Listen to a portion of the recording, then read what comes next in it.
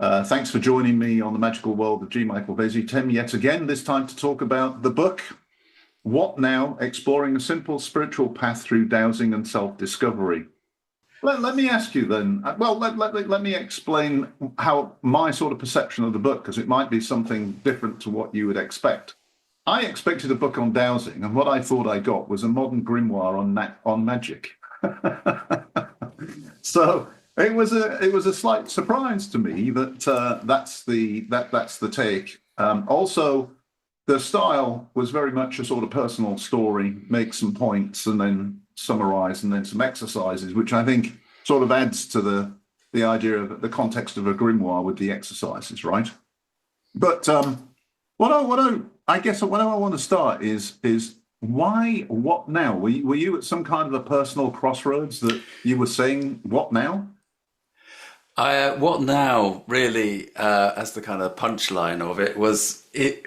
I felt that reflected the way that a journey, a spirit can unfold for people, because actually it's not necessarily about crisis, what now, whatever next, it's more about, oh, okay, I've done that. Oh, I must be there now. Oh, no, hang on, there's something else to look at. Oh, there's something else to explore. Oh, it means such and such. So then you go back to the beginning and start again and to go at a different level. And then it's like, well, what now? What now? Well, Right. it's more about that than Right. I've had enough.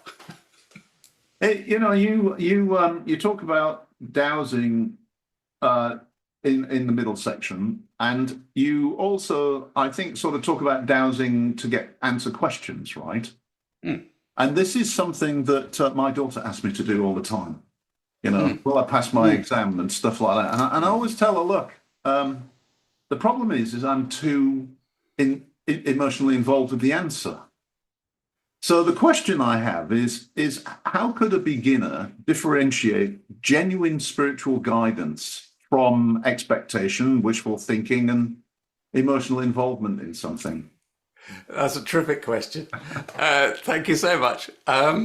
So the problem for the beginner dowser is the same as the beginner on a spiritual path, and I'm not sure that the spiritual path can necessarily be a kind of quantified in any particular way. It simply is a process of being, and you arrive at a state of being, and there you are, and you make of it what you will at that point. Now, the thing is, with the dowsing question, am I getting reliable information, and who am I asking? Where's the information coming from? Am I, as the questioner, as the transmitter of the question into the field of infinite possibility, in order to get a response, am I actually resonating at the level that I want to be in order to perceive an answer that is appropriate? So it is like anything, that dowsing takes practice, and you have to get to a stage where you feel confident about the sort of answers you get. Now, the thing is, with asking the big questions, I always say to dowsers, because what happens is that typically people will pick up a dowsing rod or a pendulum and they'll get it going and it's like, oh, wow, there's something in this after all. They might have been skeptical, but now they've got this thing working. They've got a dowsing response. And then they go, right, should I leave my job? And it's like, no, don't ask that. Shall I leave my wife? Shall I completely change my whole outlook on life?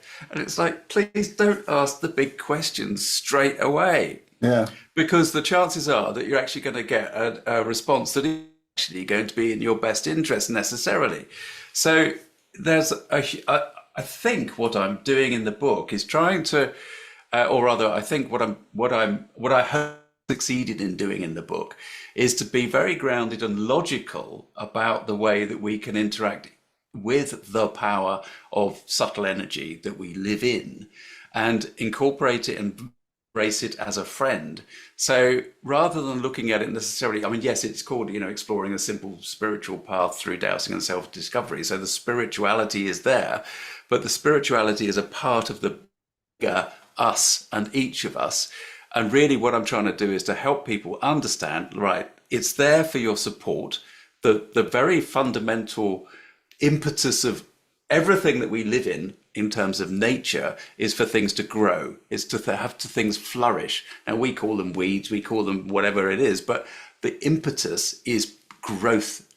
And that's the same with us. We are designed to grow, and finding our spiritual self is a part of that growth process.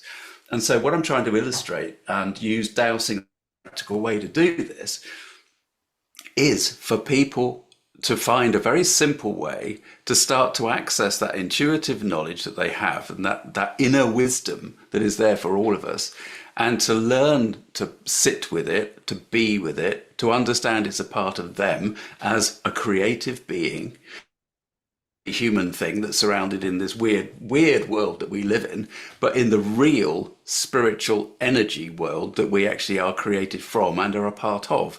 That's the point of the book. Yeah, and I guess my own journey is an example of that, because I started off sort of just mapping lines, and eventually ended up asking questions like, hang on a minute, how is it I keep parking in the line I'm looking for, and how do I know the line is there? And it prompts all kinds of strange questions about how could I know that? What am I tapping into that seems to have the answer already? And then it's just a short step, isn't it, to, well, wait a minute, if that's the case, then I ought to be able to utilize this and make use of it.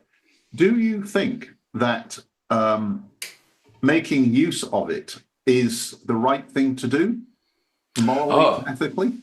Yeah, 100%. 100%. That's a question, Gary, and you know it. 100% it's the right thing to interact with this energy.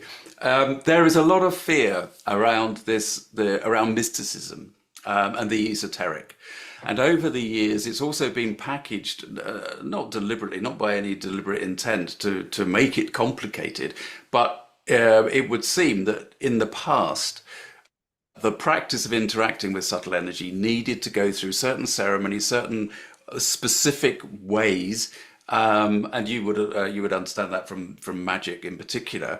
But now, in the energy environment that we're in, and I would say cosmically, in the energy environment that we're in, and we're being inundated with high vibrational frequencies all the time, it actually enables a connection into subtle energy in our immediate experience, much more fluid and easy, and it's a convenient thing, is that you're able to do it. And what has been called esoteric and mysticism, magical, whatever word you want to put to it or associate with it, is a part of being human. It's a part of being human. We are not just the physical being. We certainly have a brilliant physiology, but the physiology is here to carry the inner energy that is the soul energy that continues on after this experience of being a human being. What we're doing when we connect into the subtle energies, and earth energy being the particular name that we as dowsers label it as, part of it as, what we're doing is realizing more of our potential as an energy being within, because that energy out there, that subtle energy, is far more in tune with our soul energy, the internal self, than the eternal self, than it is with the physical aspect of self. And some schools of thought would call one of those, the human aspect would be the ego self, and the other aspect would be the spiritual self, or moving into the higher self. But labels are incredibly confusing. I know I'm speaking to a scientist, and therefore the scientist in you would be justifying labels constantly. Otherwise, how do we communicate ideas and concepts? And therefore, how can you build an argument? But for me, what I try to do, and what the book is trying to do, is to simplify physics. And I certainly can be accused, and I do acknowledge that I can be accused of using labels quite liberally and glibly. But the glibness is only to aid understanding, so that people just get it rather than being confounded by the process. Yeah. Another question that I'm going to ask for skeptics everywhere, because I've recently been, I missed this whole archaeological show on TV when I was living in the US with Tony Robinson, etc. And I happened to watch an episode the other day in which Hamish Miller appeared as a dowser. Yes. And got it all wrong. Yes, he did. Or so they said. And there was another episode where another guy was dowsing and he got it all wrong. So, the skeptics might say, well, I saw those episodes and, it made Hamish look ridiculous, blah, blah, blah. Well, what do you say to that? What went wrong there, do you think? Well, I have to say, right from the start, Hamish was appalled at his performance, and he always cited it as one of his peak embarrassing moments. But it was there. It was for the public, and that was that. Yeah. So, what do we say for the skeptics? Well, the simple answer is, well, dowsing isn't for you, because dowsing is not a way to build concrete evidence for an objective opinion. That's really the simplest way that I could put it. I've never put it in that way before, but dowsing to me is a way to access intuition. Now, intuition is not going to be 100% accurate for all situations. And there are some contexts where dowsing, for example, dowsing the future of something is highly tricky if it's achievable at all. It does seem to be achievable at some level. Now, of course, what Hamish was doing on that program was, look, I can't remember exactly what it was that he was trying to find, but he was dowsing for something very specific, and they definitely did not find it there. I think they found it elsewhere.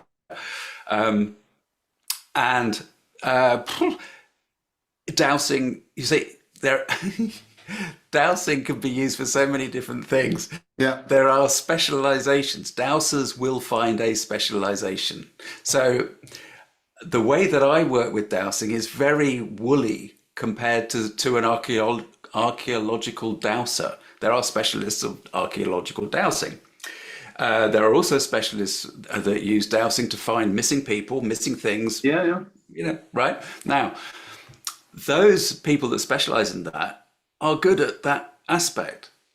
Me, I get asked quite a lot to find missing cats and stuff like that, and I basically tell people, because I have the YouTube channel, and people ask me, and sure, I would love to be able to locate your missing cat, or I haven't ever been asked to locate a missing person as yet, but I can't do it. I cannot do it. I cannot douse to find a missing. You haven't practiced. Well, I think the answer you kind of answered it before. You have to practice, and you have to. It's one of the things I learned fairly early on. Actually, thank God Rory was unafraid to challenge me, and he said, "I think you probably got that wrong, Gary. These lines normally just are straight, and they don't do 90-degree bends. I think you've followed one into another at a node." And I'm like, "Nah, can't have done." Then I went back and checked, and sure enough, that's exactly what I'd done. And I think that it really is about practice, and it's about discernment of you can get in the way of yourself. You've got to let it come through, and if you start getting in the way. So I think probably what happened was that he thought he'd have a crack. He wasn't practiced at it, and perhaps he really wanted to find it because he's doing a performance, and basically got in the way of himself. Perhaps that's what happened. But I absolutely agree. I mean, some people douse for gold, and I'm told that this takes years and years and years of practice. So I think, I agree with you. I think practice is the key. You must practice, and you must learn to discern like a false reading, and there's been times when I've been dowsing and I so want something and I find it. And I'm like, okay, I've got to come back again because I could have just fooled myself here. And sure enough, I just fooled myself. Do you know about the practice of blind dowsing? Do you use that in those circumstances? How do you mean blind dowsing? Blind dowsing is to try to remove that input from the dowser itself, influencing the result. So if you're feeling that you are influenced a result, the best thing to do is to actually just get some pieces of paper, write yes and no, or Y and N. Right. One on each. They're identical pieces of paper. Mix them up so you have no idea which one it is, and then you ask the question again and ask that you're shown the correct response of which piece of paper it is. So you're dowsing, but you actually are removing your or subjective influence on the answer in that respect. Yeah. So you could use it as a secondary way of just saying, well, actually, I said yes last time. I got a yes response last time. Is that a yes? No. Oh, okay. Well, now I'm completely confused because I got a yes and now I've got a no. But then, okay, and then go away and come back to it is what I would suggest. The blind doubting really does help to Yeah. narrow things down. But I get asked that question a lot about critics can easily dismiss dowsing because it is not 100% accurate. But I go around life through the day. I try to pick up pens and I miss it. I kind of misguide, or I might walk through a doorway and slightly hit the door jamb, as I walk through because I'm thinking about something else. Or, the classic thing of you can't remember what you've done, why on earth you've gone into that room. What I'm saying is life is not perfect. The experience of living is full of inaccuracy, full of incompetence, full of just stuff that doesn't go the way that you particularly want it to go. So why would dowsing be any different? Yeah. Dowsing is just enhance and come back to the whole point of enhance your intuition, and that's the way that I use it when I'm connecting with clients and working on the energy of their house and that sort of stuff. And somehow not caring about the result is important. Yeah. If you care about the result, then you need to repeat, because chances are is you're creating a false positive. And if you just take yourself out of the way and you just don't care, whatever is, and that's what I sometimes do. If I feel like I'm influenced, I don't care. Look, just whatever. I don't care. I've got no opinion. I just don't care. And I've had some miraculous results. I mean, really, if I was a betting man, I would have made a fortune. And I'll just tell you one. Hull City miraculously made the playoffs, right? And they were playing the third place team, and I dowsed, and the rods said that Hull would win. They would draw at home and win 2-1 away, and that was the exact results. And they also told me that we would play Middlesbrough, not Southampton, and we would win 1-0, right? And then it came to the World Cup, and I had England being beaten early on. Oh, okay. So, inconsistencies creep in like that. Yeah. I did actually do it years ago. Nearly 20 years ago now. I did actually go through a phase of trying to douse the horses. Because I thought, well, this is something. Why not? Need a bit of cash. The only time I actually got the result of a race correct was when I needed some cash to attend a particular workshop, a mediumship workshop, actually, right? So the real need was there, and I said to upstairs, right, I need the answer to this, because if I win this, and it was going to be a win of 120 quid. If I win this, then I will spend that on this workshop, because I was absolutely brassic at that time. And sure enough, that horse came in, and there it was. So I went to the workshop. But you see, that workshop completely changed my life, because that is where I started to connect to my guide and do the practice of working with that individual personality and going into the whole trance mediumship thing over a process of years. And so that changed my life. So in that sense, what was happening was that the dowsing, the intuitive information, was working in harmony with my soul development. And that's the way I look at it, and when I'm I'll talk about the house healing as a perspective on dowsing, because when I'm working in the house healing environment, working on the subtle energy, I'm asking for the work that we do. And it's not the dowser that does the actual work. It's upstairs. It's the higher vibrations that are part of this whole soul aspect, the whole soul resonance that is surrounding the whole planet and all the rest of it. They do the work, but that's what we're asking for, and therefore we're doing a very specific role and accepting that it's not us, and the outcome, as you said before, we are detached from the outcome, and therefore something changes for the client, because we, as a human being, in this current physical sense, is completely detached from the event. Well, going back to the book, I mean, it's also it's an intriguing personal journey because obviously you were in film and TV, right? And that's in the book. And somehow that took you into this strange world of dowsing, and that then led you into sort of house healing, and then you sort of cottoned on to this magical. Can you describe that journey succinctly and how it's represented in the book?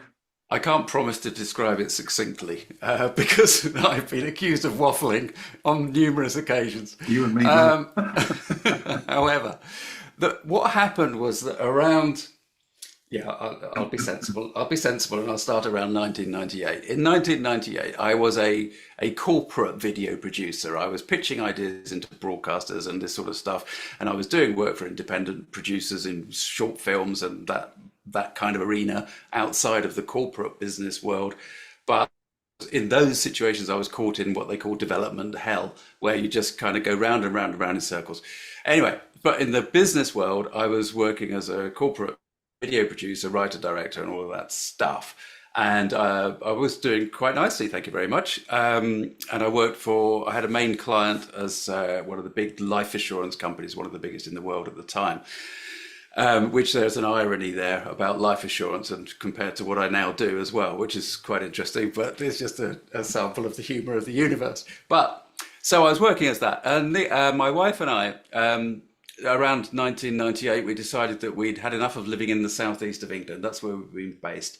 And I grew up in the southeast of England.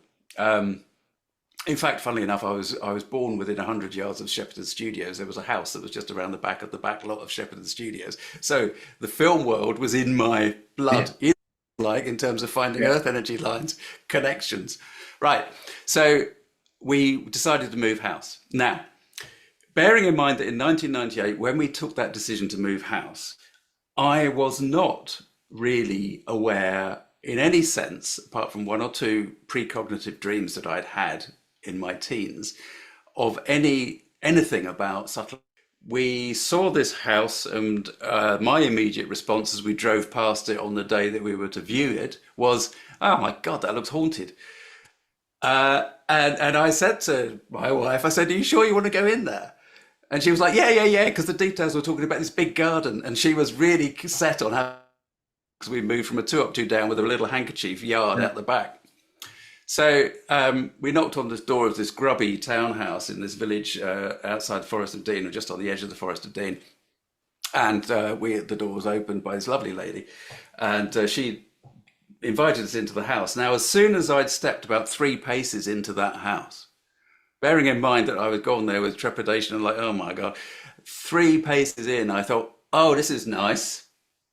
But it wasn't to do with the look of the house, because the house was absolutely filthy. The kids had been playing football, and there were football marks all over it on the ceiling and everything. But the feeling was, oh, hello, this is special. And actually, you know what? In buying that house, I recognize this is not a succinct story. In buying that house, on that day of viewing, I literally accidentally made an offer for it. Because we were walking back up the garden path, with the husband, the really big guy who was really into gardening and all that stuff, and we were walking back towards the house, and somehow we got onto the price, and I said, "So this is on for 110." It was quite cheap in those days. And I said, "Yeah, that's too much." I was just mumbling out loud, you know. And he said, "Well, how much were you thinking?" And I said, "Well, around 105, I suppose we could push to." He said, "Done." And I looked at my wife, and we looked at each other, and she went, I said, "Oh, okay, right, we'll see what we can do. If I can put another 5 on my house in the southeast, we've got a deal, haven't we?" And he said, "Yeah, we have." So basically, we accidentally bought this house. Right, so we did. We put another 5 grand on ours. It's way. That was the market conditions at the time. Houses were shifting like mad in the southeast. So we moved into this house. Now, in moving in, very soon after we moved in, there were weird things that started to happen. And I started to see shadowy figures in my peripheral vision and all this sort of stuff. So we were doing a fair amount of work on the property. We had builders in, we had different builders in. We hadn't at that stage found one that we were particularly sort of resonating with in that way. And this guy came to give us a quote on some work that we wanted to do out the back. He came, he went and had a look at the thing and we talked it through. But he also said, when we were talking through and what he might do for us, he also said, I think you should have your house spiritually cleared. All right, this is going down. And so he was a really grounded kind of like, he was a lovely guy, really grounded and gnarly. It was like spiritually clear at his house. And I'm like, what the? All right, because I hadn't done, what? And my wife was like, oh yeah, no, I know what he's talking about, because she'd started to get into Feng Shui. Right. So the guy said, well, actually, my wife does do that sort of thing, sort of helps, as I learned later, help move spirits on. And so he said, well, yeah, my wife does that sort of thing. She doesn't charge anything, so it's free. If you want, I'll let her know. So soon after that, we had a day where 3 dowsers arrived. These 3 ladies arrived in. I always feel as though it was like the three witches of Macbeth coming in to sort of foretell something of great importance, but it was a good thing. They basically went out the back of the house where this builder had been standing around and said, well, you've got a dragon line coming through here. And I was like, well, what the hell's that? I've got spiritual clearing. I've got dowsing, because they were holding dowsing rods. That's the first time I saw dowsing rods. That experience was fundamentally what got me into dowsing, because we were introduced to this energy aspect of a lady that lived in the house, that was living there, this disincarnate being who announced that she just wanted to be part. And some of the stuff that I'd been experiencing and that we'd been experiencing with some of the flashing light bulbs and all this sort of stuff, there was many other things, was apparently due to her, we were told. Now, you could say, well, Tim, why did you just take the word of somebody else? They come in and, they're leading you down the garden path. Well, because it never even crossed my mind to think that they were not telling the truth. Because it was, yes, unusual to have this experience of living in this house and for a conversation, but it also felt 100%, of course this is happening. Of course. Now, of course. So it was just, I must learn to douse to communicate with this disincarnate soul, because she didn't want to move on. We didn't want to get rid of her. She wasn't really problems. She said, well, I'll stay out the back here. You stay, you have, the house is yours. I just want to help. I mean, eventually what transpired was that she was guardian energy of the earth energy flows. So she was helping to keep the flow moving through the house rather than have it congesting out the back, and therefore create what I now know to be quite a detrimental space. So she was good. She was positive. She was a guardian. So how could she not be that way inclined? But that's fundamentally the story. It's a very normal, everyday occurrence. Move house, change your life. Yeah, and then I guess somehow you got involved with Hamish as well in making some programs, right? Well, what happened was I was very reluctant to tell people about Jane, the guardian energy, the ghost. As initially we just thought she was a ghost, and you later learned there's a big difference between these different sort of incorporeal beings. So I was reluctant to tell even my family, but I did tell my dad, and he was quite open to it. He basically said, "Don't tell your mother." I told my mother, and she basically said, "Don't tell your father." So there was this, okay. So in the end, I told them, yes, look, I've told you both, about this. But the thing was, what I was concerned that everybody was mad.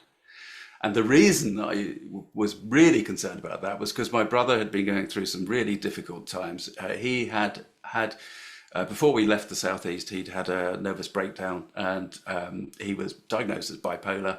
And if you're at all aware of what bipolar involves, it can involve psychosis. So he was going through psychotic episodes every now and then. He had been taken into care, and he did actually get certified under the Mental Health Act. He's a lot better now, and actually he works with mental health at work. That's really what he's turned that into a, excuse me, he's turned that into a positive in that Yeah. respect. But for me, moving into that house with an incorporeal being doing this dowsing rods, it was to me a recipe of I'm clearly losing touch with reality. But of course, having had Steve's experience to compare my experience with, I could see that I was most of the time. I could see that I was still on the straight and narrow, and hadn't completely lost touch with reality. So look, Hamish came along because I was told my parents. My dad told his sister, in other words, told my aunt, because he knew that she would be interested in that. She sent me a book, and that book was called The Sun and the Serpent Yep. Great book. by Hamish Miller and Paul All Broadhurst, brothers. which told about the journey that they'd spent 10 years finding the Michael and Mary lines across the south of England. And so I was then on Hamish Miller's mailing list, or I signed up to it, and I got a pair of his dowsing rods. And so when he announced the Wee thing, which follows some years later from The Sun and the Serpent, I went down to his launch party in his house. First time I stepped on his land. And as up to the front door, which was open because the house was packed with people, small little house full of people for his book launch, I just thought, I'm going to ask him if he wants to. And so I walked across this crowded room, shook him by the hand and said, have you ever done any telly? And he looked at me in horror because he'd done his time team thing. Yeah. And he said, yeah, but now is not the day to talk about it.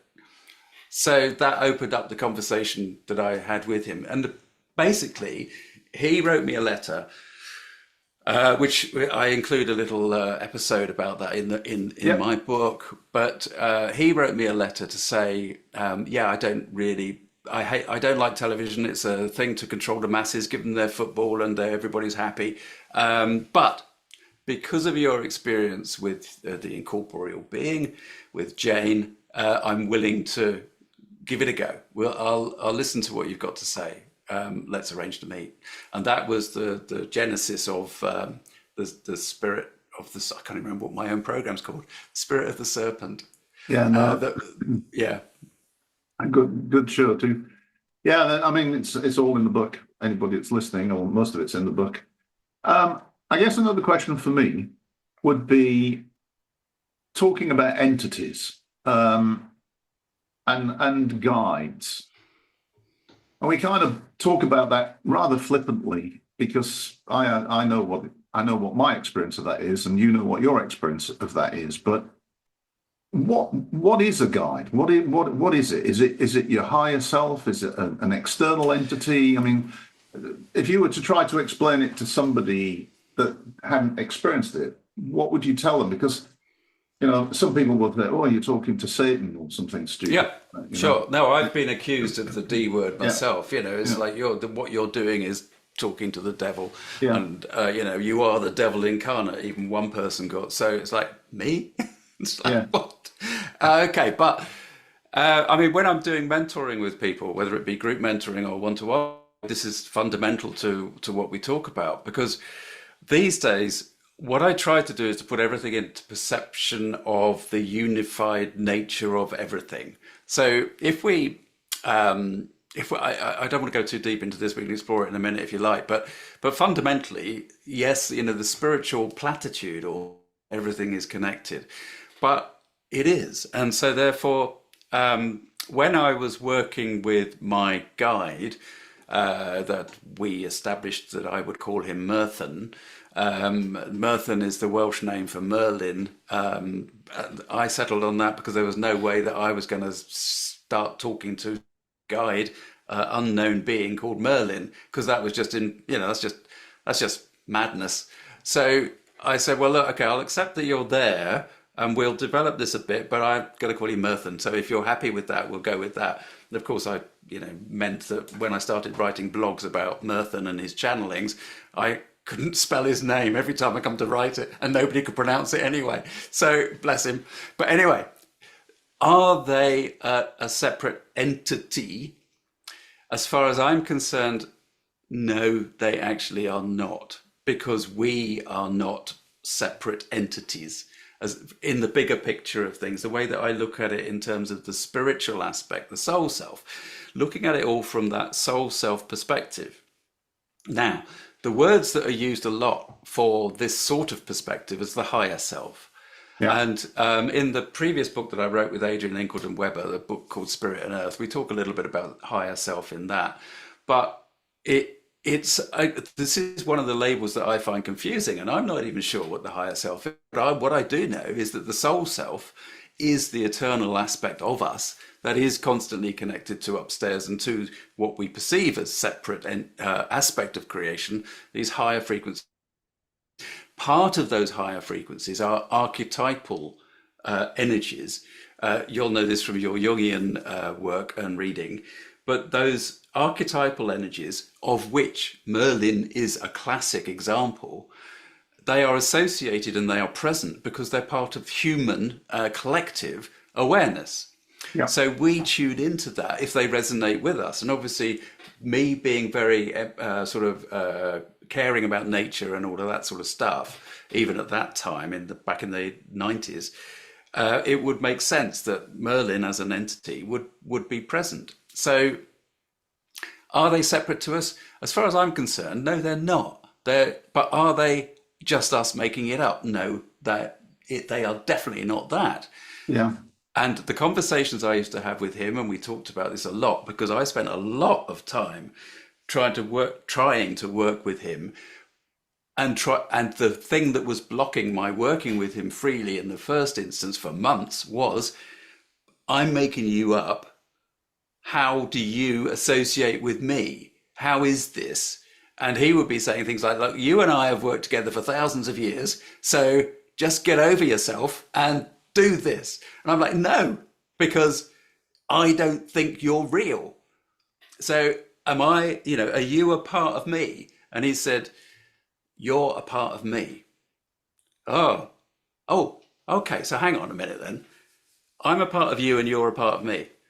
Yes. And then basically the sort of feeling was, although I take this into the glib realm when I'm retelling it, it was very serious at the time.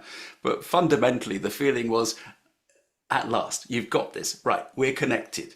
Just go with that concept. And of course, from that point on, like you were talking earlier on about magic and the way that if you see the world as a magical place, it becomes a magical place, and that's how you live it. And therefore, if you're working with these energies from a unified field perspective, then that's what it becomes. And that's really where it started. So is a guide a separate thing? No, it's not. Is it friendly and helpful? A spirit guide, 100%. And there are different levels of guides. And frequently what happens is that you kind of meet your gatekeeper guide to start with, isn't necessarily the one that you're going to be staying with very long. Everybody's got a whole, but they're not really separate. That's the fundamental point. Yeah, I understand that. My first was called Astaroth, and that caused me great concern, because I'm like, Astaroth. Then there's a demon called Astaroth, and there's Astareth, the goddess in ancient Israel, and then you start to realize that this is all nonsense. This is just some connection to me, like you say, and the stuff it was saying was pretty profound.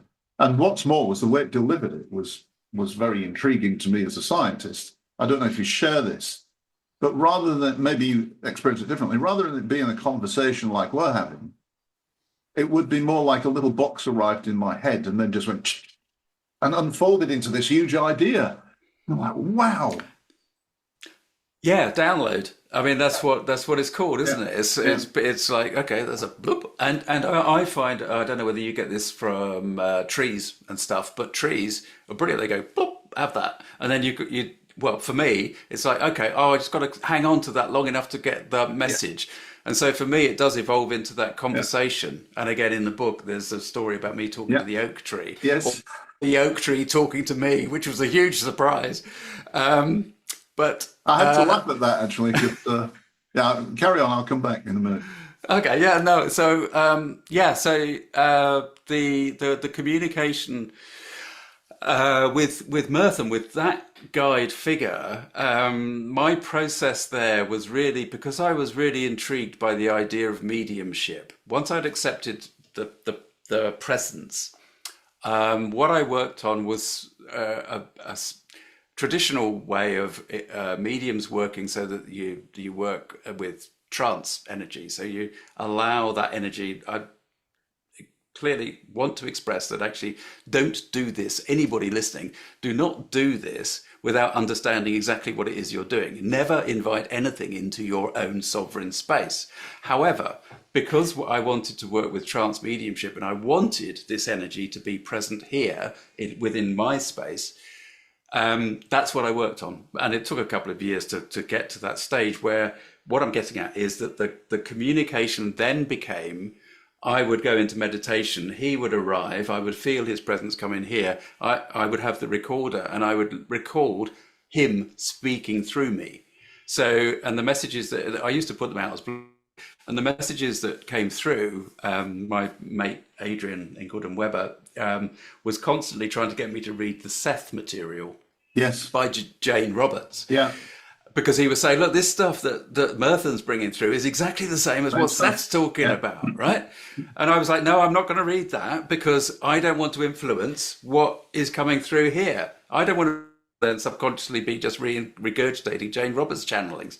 So that's really how I was communicating. And now what I find happens, some clients but you do this as well, is that basically that presence, although I don't feel him arrive in the way that he used to, he simply is, or the voice, the words are present because they need to be at that time. And again, it's a part of being human. It's not a special thing. What makes it special is that most people don't know what happens. But you think about composers, you think about artists, you think about musicians, actors, for goodness sake. When I write, it happens, comes through me. Yeah, 100%. It's a natural human ability, and it reveals the true nature of what we are. Well, many, many, many years ago, before I knew any of this stuff, I was just interested, curious, and scared to death. I came home from college and went out with two of my best friends in Hull to the waterfront nightclub. And we went in, we sat down, everything was normal. And then all of a sudden I came around and my friends were like, I'm like, what's wrong? You just spent last 30 minutes talking in somebody else's voice about angels. Are you all right? I couldn't remember a thing. Brilliant. So you'd gone in that deeply that you absolutely were within it and contained. I was scared to death, they thought. Yeah. Wow. That's one of the interesting things, is that when you have a guide or any presence that is coming through and you act, whether it's in a trance medium state, the energy of the room changes completely. The energy of the environment in which you sit changes completely. When I was practicing with Merton, it was a regular thing that he would join us at the dinner table, and it was like, oh yeah, and out it comes. And my poor family, the two boys and my wife were like, he's off again. but bless him, my youngest was, he's a grown man now, but he would find it quite emotional. For some reason, there was some connection there in his energy, and he would find it quite emotional, but it was 100% not his father that was sitting at the table. So last question then, how's the book doing and what kind of people are buying it? And there's 3 questions. And are you surprised by the kind of people that buy it? Oh, that's a lot of questions. The book is doing really well, actually. I mean, I think, I think if I shared the number of sales, people would say, "What are you saying? It's doing really well." That's nothing. People think that you publish a book and you sell 100,000 copies straight away or something. It just doesn't work like that. No. It's selling really well. I'm really pleased with the way it's being received. I have to say that actually I did cock it up a little bit in the first print Amazon edition. The font that I chose was a little bit faint, and that made it difficult to read. I think you had one of those copies. I've got one of those, yeah. No, treasure it, because they don't come out like that anymore. They now come out with a good solid font and it's readable. Right. So yeah, I mean, It is going down very well, and I'm very grateful for that. I think what surprised me was, because I'd been a writer of, movie treatments and this sort of stuff, writing screenplays and working on that kind of concept.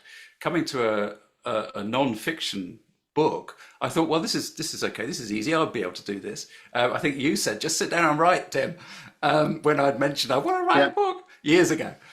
I was really surprised how difficult it was to actually write the book. I got to 50 odd thousand words, and actually I was like, this isn't doing what I want it to do. So I started again, and just scrapped all of that, just started again and got to, I think it's 76,000 or something like that now. But it sits there, and I think it flows nicely. It does what I want it to do.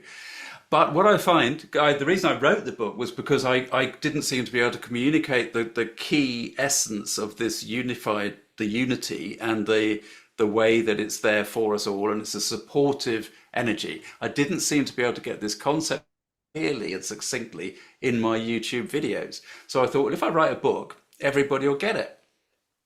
That's not the case. It is amazing how people take from any written work, or in fact any spoken conversation, they take what they need to take from it and what they expect to take from it. Am I surprised by the type of people buying it? No, I was very deliberately writing it for my subscribers on YouTube. So I think maybe 16,000 subscribers on the channel, and I knew the type of person that they were, and really that's who I was writing for. So I was writing for a aware audience, but really what I want to do, and what I kind of feel my purpose is, if there is a purpose to any of this, I think my passion is actually in helping to open the door for people. And I think Dowsing does that, and that's partly why I've used Dowsing in the book as the path, but also because it does echo, it follows precisely the path that I took, but I'm just condensing the path that I took over several years into a flow that you can just follow through. And that's why it's got the exercises and stuff like that. But that's all the same exploration. What I didn't put in there was, specific kind of questions to be asking at specific stages, and how to develop the question, your guide, once you've made contact with it. The reason I didn't is because it's so important that we develop our own understanding, and the questions are those that we bring to the context in that moment. That is fundamentally important to the nature of what we're doing. So I don't give guidance in that respect. What I want people to do is to understand their own energy, literally, and to develop that understanding of self, because as the Delphic Oracle supposedly had written over the entrance, know thyself. Yeah. That's the only thing we need to do, living as a human being. That's it.